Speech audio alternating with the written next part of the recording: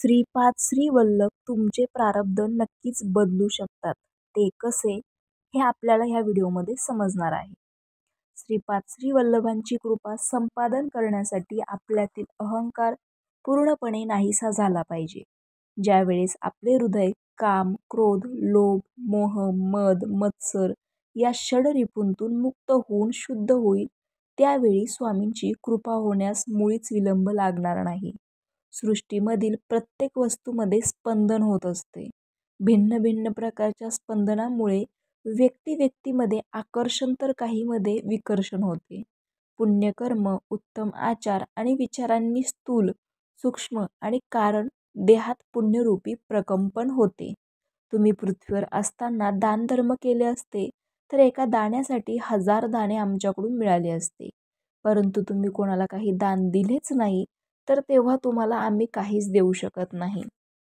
ब्राह्मण सत्यनिष्ठ असावा, क्षत्रिय धर्मबद्ध असावा, वैश्यांनी व्यवसाय व्यापार, गायीचे रक्षण, क्रय विक्रय आदी व्यवहार करावे, शूद्रांनी प्रेमस्वरूप राहून सेवा करावी.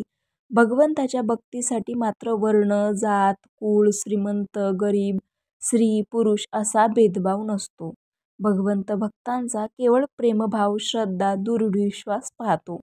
मानव कोणत्याही वर्णात जन्माला आला तरी त्याने स्वधर्मानुसार कर्म करावे. श्री दत्तप्रभू अल्पसंतोषी आहेत. थोड्या सेवेवर ते भक्तास प्रसन्न होऊन अमाप फळ देतात. श्री दत्तांच्या नावाने कोणाही व्यक्तीस अन्नदान केल्यास व जर ती व्यक्ती योग्य असल्यास त्या अन्नदानाचे विशेष फळ लाभते. इच्छित वस्तूची समृद्धी म्हणजेच लक्ष्मीचा कृपा कटाक्ष. श्री पीठिकापूर सुद्धा माझे अत्यंत प्रिय स्थान होईल. माझा जन्म कर्म अत्यंत दिव्य आहे. ते एक गोपनीय रहस्य आहे. श्रीपाद प्रभू सर्वात प्रथम आपल्या भक्तांचे कासवाच्या पिलाप्रमाणे पालन करतात. कासव आपल्या पिलांपासून कितीही दूर असले तरी त्यांचा विचार तरंगानेच त्या पिल्लांचे रक्षण होते. थोडी उन्नती झाल्यावर मांजराचे पिल्लांप्रमाणे भक्तांचे पालन करतात. दुसरी सगळी चिंता सोडून निरंतर माझेच ध्यान करणाऱ्यांचा मी दास असतो. कोणी कितीही मोठा असला तरी पूर्वजन्म कर्मफल अनिवार्य असते. सगळी सृष्टी शासनाचे उल्लंघन न करता चालत आहे. स्त्रियांना पूजेचे फळ म्हणून नवरा मिळतो. दानाचे फलस्वरूप मुले बाळे होतात.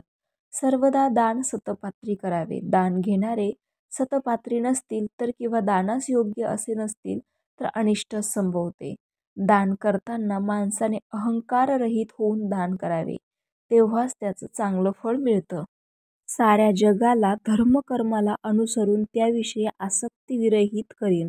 स्मरण अर्चन केल्यामुळे श्रीपाद श्रीवल्लभ प्रभूंशी अनुसंधान घडते. खगोलातील ग्रहांना जीवांशी मित्रत्व किंवा शत्रुत्व असे नसतेच. ग्रहांच्यामुळे येणारे सूक्ष्म किरण अशुभ फळ देणारे असल्यास त्यांच्या दोष निवारण्यासाठी तंत्र मंत्र यंत्राने काही फळ न दिल्यास जप तप होमाचा आश्रय घ्यावा. या उपायाने सुद्धा उपशमन न झाल्यास श्री गुरुपादुकांना शरण जावे. श्री चरण सर्व शक्ती संपन्न असतात. कर्माचा प्रभाव अत्यंत सूक्ष्म रीतीने काम करीत असतो.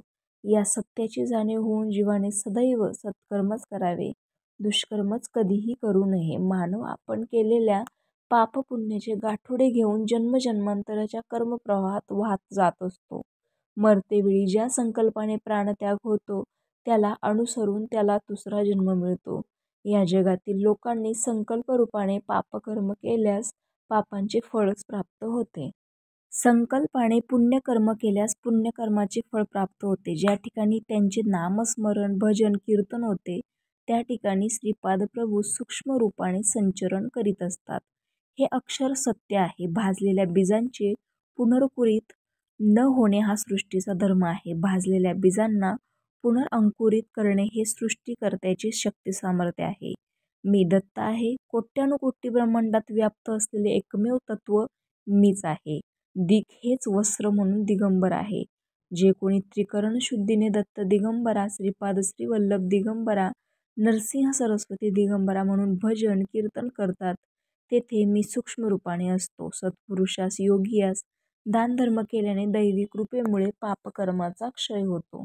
देवता मूर्ती पुण्यस्वरूप असून त्यांच्या ठायी करुणा असल्या कारणाने आपले पाप कर्मफल त्यांच्याकडे ओढून घेतात व त्यांचे पुण्य आपणास देतात. अवतारी पुरुष जन्माला यायचे म्हणजे त्या वंशात पूर्वीच्या 80 पिढ्यांनी पुण्य संचय केलेला असतो.